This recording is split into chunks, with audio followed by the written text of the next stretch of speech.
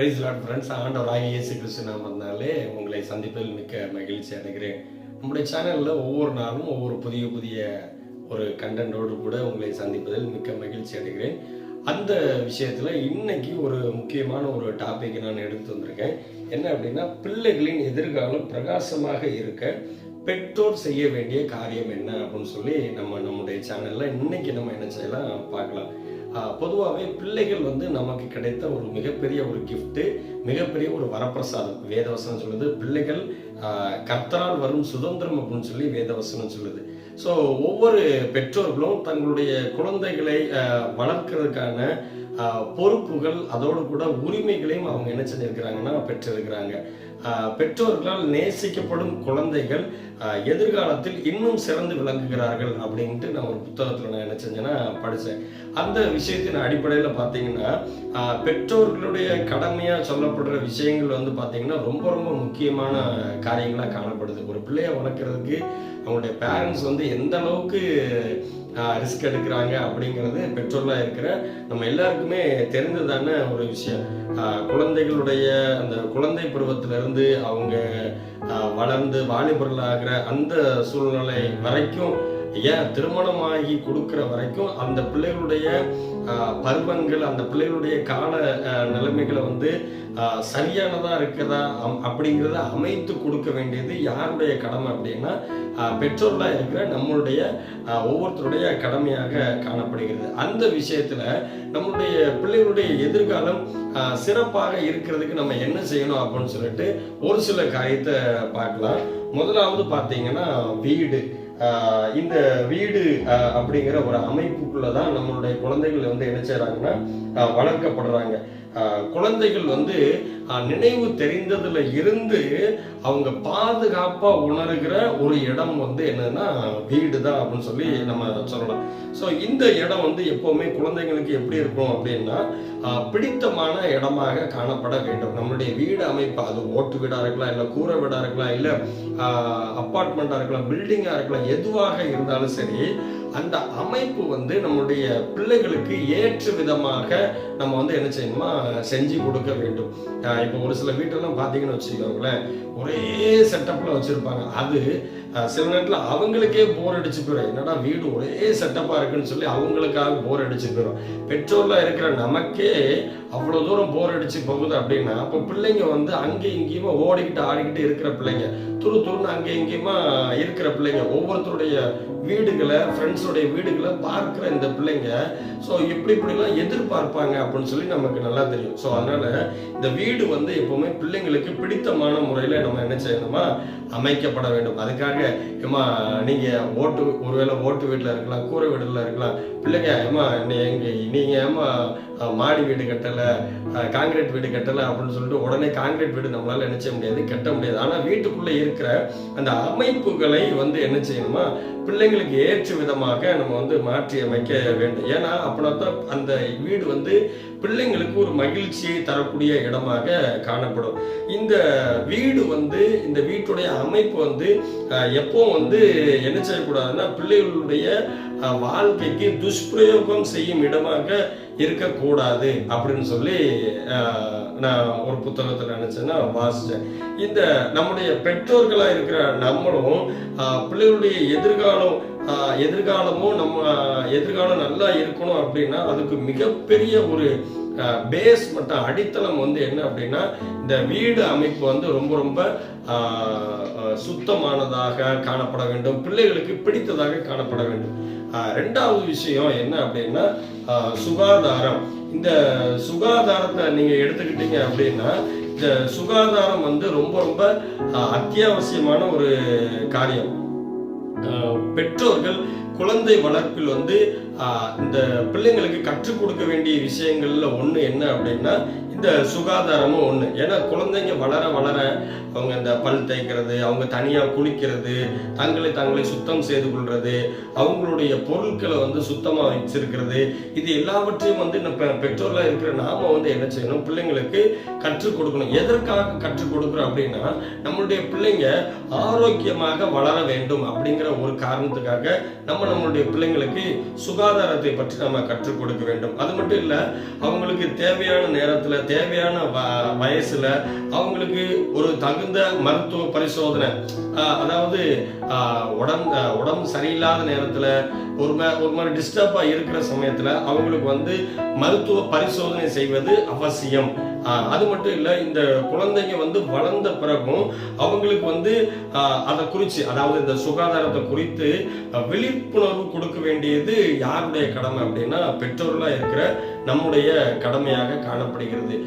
First பார்த்தோம், பெற்றோர்கள் நம்ம பிள்ளைகளுக்கு கற்றுக் கொடுக்க வேண்டிய விஷயம் என்ன அப்படின்னா, ஃபர்ஸ்ட் தன்னுடைய வீட்டை வந்து பிள்ளைகளுக்கு ஏற்ற விதமா வைத்திருக்கணும். ரெண்டாவது விஷயம், சுகாதாரமா இருக்கிறது ரொம்ப ரொம்ப முக்கியம்.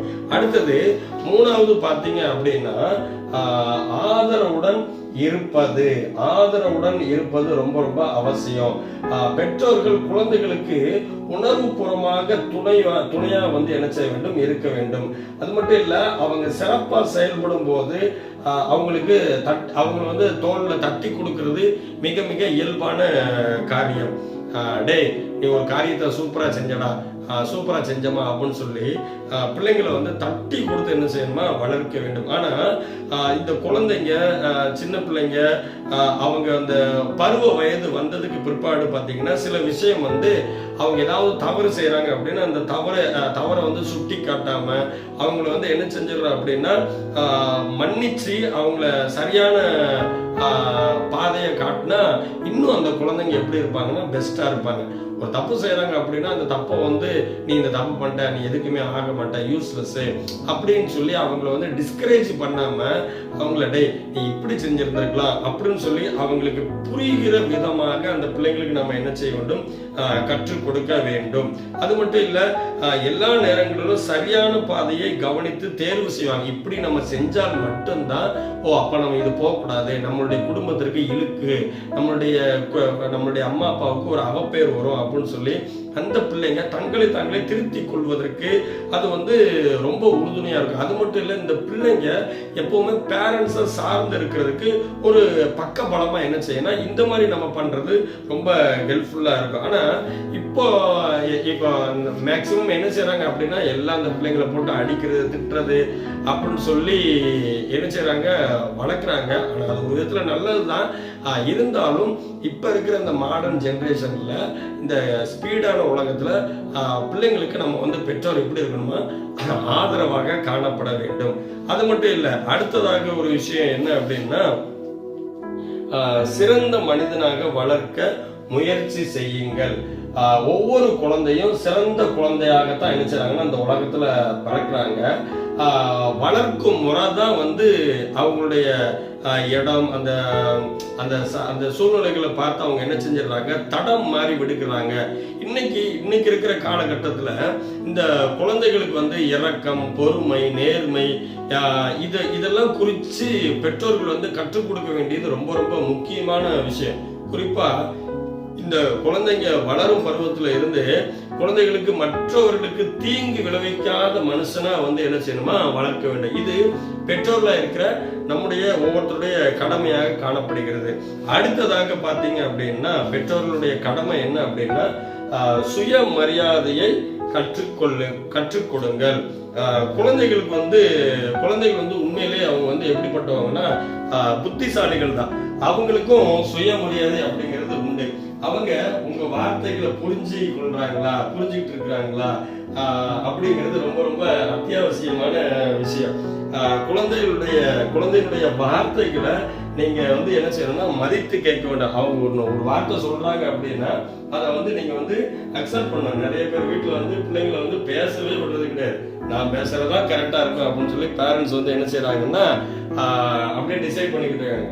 ஆனா அப்படி இருக்கக்கூடாது. குழந்தைகளை ஒரு நாள் என்ன செய்யக்கூடாது, குறைத்து மதிப்பிட கூடாது. ஒருவேளை நம்ம எப்படி நம்மளுடைய குழந்தைகளை நடத்துறோம் அப்படிங்கிறத குறித்து நம்மளை காட்டிலும் குழந்தைங்க வந்து அதிகமா என்ன செஞ்சிருப்பாங்க, பெற்றோர்களை காட்டிலும் பிள்ளைங்க அதிகமாகவே புரிந்து வச்சிருப்பாங்க. அதனால நீங்களும் அதாவது பெற்றோராக இருக்கிற நீங்களும் நானும் நம்மளை பார்த்து படித்த புத்திசாலிகள் தான் யாரு அப்படின்னா நம்முடைய குழந்தைகள். ஸோ அதனால இந்த குழந்தைகள்கிட்ட நம்ம பேசும்போது அவங்களுக்கு ஒரு மரியாதை கொடுத்து பேசுறது, அது மட்டும் இல்ல அவங்கள ஊமம் போல வச்சிருக்காம ஒரு சுயமரியாதையோடு இருக்க நீங்களும் நானும் என்ன செய்ய வேண்டும், கற்றுக் கொடுக்க வேண்டும். அடுத்ததாக பார்த்தீங்க அப்படின்னா குழந்தையை பாதுகாப்பாக வைத்திருங்கள். குழந்தைகள் வளரும் பருவத்துல இருந்து அவங்க யார்கிட்ட பேசணும் அப்படிங்கிறத நம்ம என்ன செய்வோம், சின்ன வயசுல இருந்து கற்றுக் கொடுப்போம்.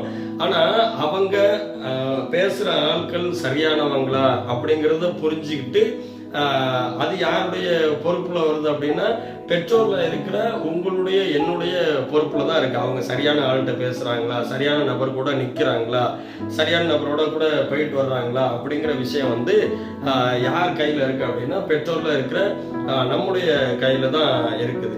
அது மாதிரி மற்றவங்கள்ட்ட தேவையில்லாத அந்நியர்களுடன் பிள்ளைகள் பழகும் போது நம்ம எப்படி இருக்குன்னா உன்னிப்பா கவனிக்க வேண்டியது ரொம்ப ரொம்ப அவசியம். குறிப்பா இந்த பொம்பளை பிள்ளைங்களை நீங்க எடுத்துக்கிட்டீங்க அப்படின்னா அவங்களுக்கு இந்த குட் டச் பேட் டச் இந்த ரெண்டையும் கற்றுக் கொடுக்கறது ரொம்ப ரொம்ப அவசியம். ஸ்கூல்ல தான் கற்றுக் கொடுப்பாங்க அப்படின்னு சொல்லி நம்ம என்ன செய்யக்கூடாது, இருக்கக்கூடாது. நம்மளும் பெற்றோர்ல இருக்கிற நம்மளுடைய பிள்ளைங்களுக்கு என்ன செய்யணும், கற்றுக் கொடுக்க வேண்டியது ரொம்ப ரொம்ப அவசியம். கடைசியா பார்த்தீங்க அப்படின்னா குழந்தைகளோடு கூட நேரத்தை செலவிடுங்கள். குழந்தையுடன் நேரத்தை செலவிடுங்கள். குழந்தையுடைய வளர்ப்புல அதிக நேரம் பெற்றோருக்கு என்னன்னா பங்கு இருக்குது.